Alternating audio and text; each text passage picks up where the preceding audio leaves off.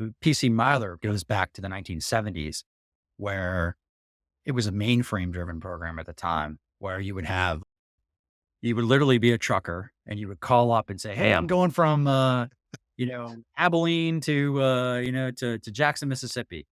And then they would figure out, okay, this is the official mileage. This is what you're doing. This is the roads you're going to take. And they create that out. They create that and they called it a triptych.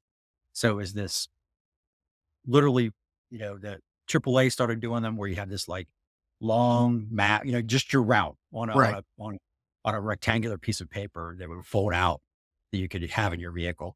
So they started doing that in the 70s. So that group still existed at the time.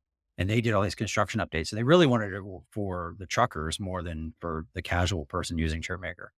So I built that tool, and it's funny story about that. So fast forward to 2013, 2014, we get hired by Rand McNally as a consultant. This time, Rand McNally is a little different type of company. It's been sold a couple times.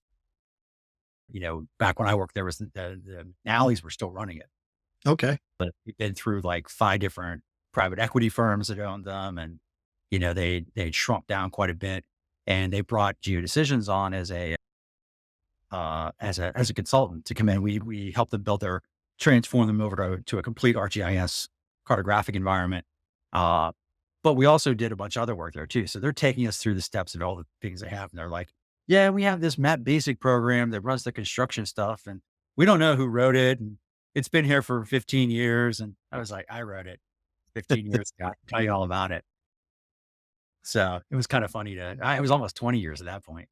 But they were still using it at that point Wow. for construction stuff for their mile maker product. So it was kind of interesting.